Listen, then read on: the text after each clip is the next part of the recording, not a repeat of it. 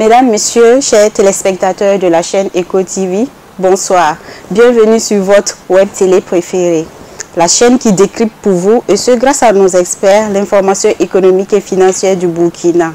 À ce sujet, l'actualité a été marquée par l'adoption du projet de loi de finances gestion budget 2019.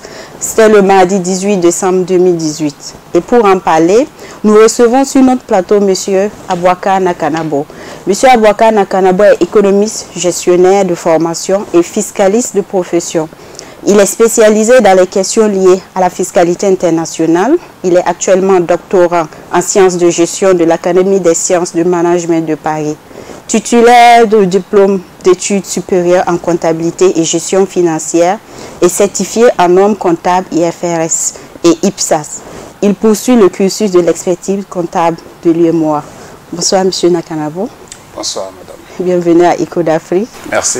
La loi de finances portant exécution du budget gestion 2019 se chiffre à 2237,42 milliards de francs CFA en recettes et à 2503,53 milliards de francs CFA en dépenses, dégageant ainsi un solde budgétaire global de moins de 266,17 milliards de francs CFA.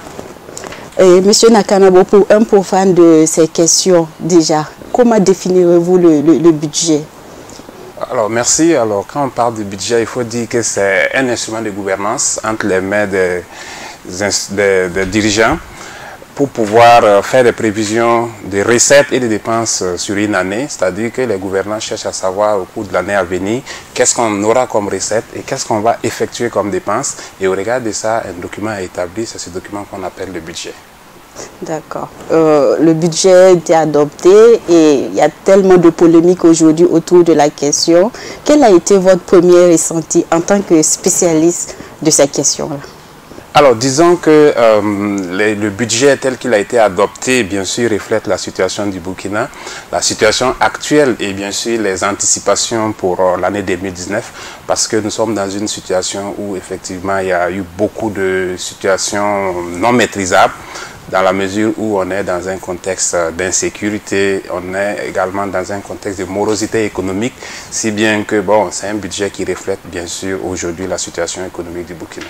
D'accord. Vous avez parlé de sécurité justement et parmi les points clés qui se dégagent de ce budget, il y a la situation des fonds de motivation qui sont désormais encadrés et qui ne devraient plus dépasser 25% du salaire du travailleur.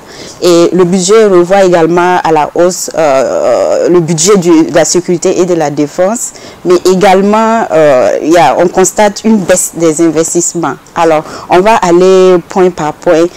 Comment vous appréciez et quelle est votre lecture point par point de ces différents éléments-là? On commence peut-être par le fonds de motivation. Alors, il faut dire que le fonds de motivation, c'est ce qui est donné aux agents qui sont chargés de collecter les ressources et de gérer les ressources publiques. Et bien sûr, ça a une histoire parce qu'en réalité, ça a été octroyé à un moment où on a compris qu'il fallait motiver les agents pour qu'ils puissent faire le travail. Si aujourd'hui les gouvernants estiment que les montants sont dépassés et qu'on ne peut pas vraiment maîtriser, c'est normal qu'effectivement ils puissent revoir ces montants. L'essentiel est qu'on arrive à un niveau où les fonds de motivation puissent permettre aux agents de faire convenablement leur travail et qu'il y ait un climat social serein qui va permettre donc d'atteindre les objectifs qui ont été fixés. Et par rapport à la hausse du budget de la sécurité, on peut dire qu'on s'y attendait un peu? Tout à fait. Tout à fait, parce qu'aujourd'hui, effectivement, la question de la sécurité est cruciale. Sans la sécurité, on ne peut rien faire.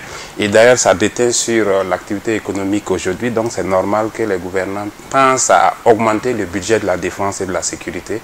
Donc, ça, vraiment, on s'y attendait. On note également une baisse des investissements, c'est-à-dire qu'on aura moins d'investissements dans les infrastructures. Bon, quelle est votre lecture? Oui, parce que quand vous prenez le budget, vous avez le volet investissement et le volet fonctionnement.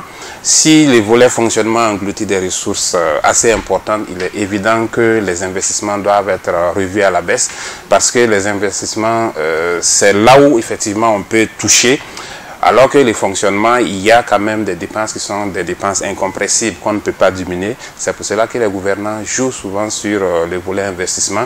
Mais ce n'est pas quelque chose qui doit être fait durablement, parce que si un pays n'investit pas également, bon, le développement ne sera pas au rendez-vous. D'accord. Alors, parlons de tout autre sujet. L'on sait également que le budget 2019 prévoit de nouvelles taxes.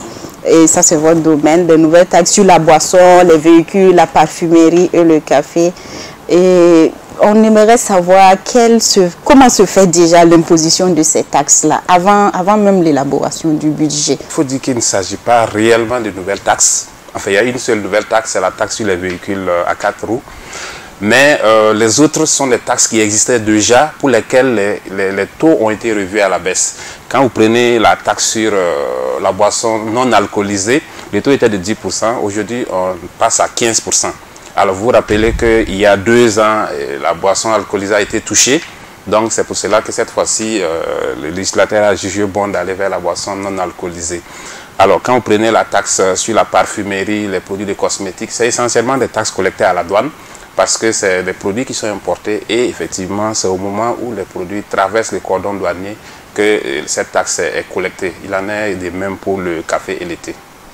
Mais quelle est véritablement la pertinence de cette taxe? Est-ce que ça ne va pas constituer un poids supplémentaire pour le citoyen burkinabé? Dans la présentation, vous avez dit que les gouvernants ont dû réduire les investissements, ce qui veut dire que nous sommes dans une situation de tension budgétaire.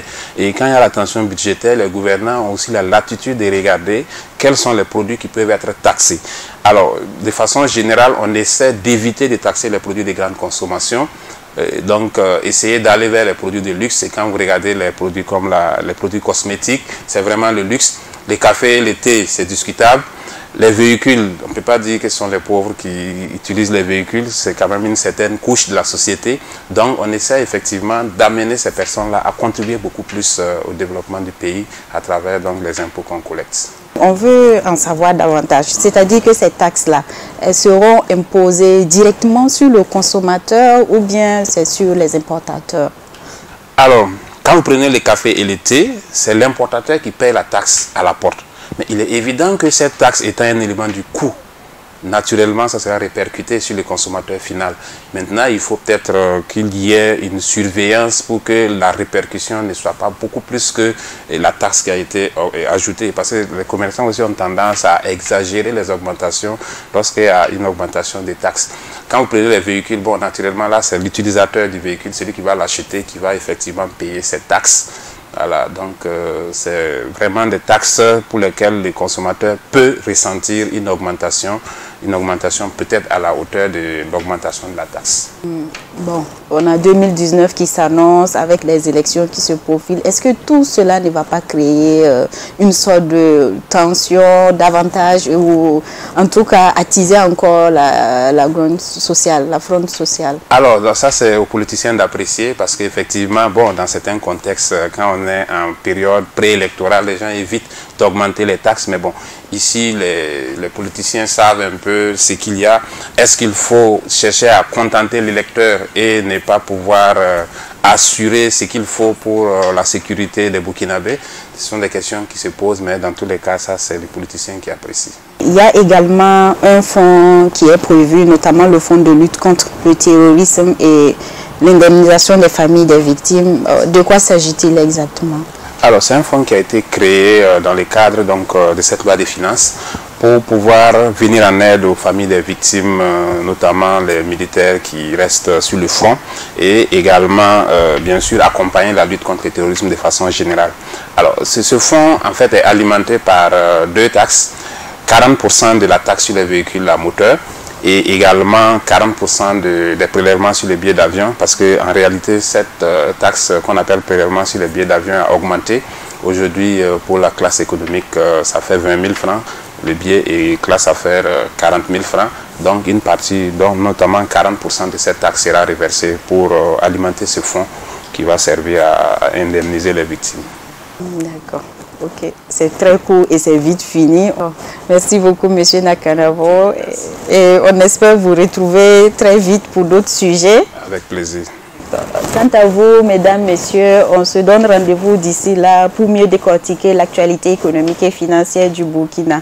Restez connectés sur votre web télé, Eco TV, et à très bientôt. Merci.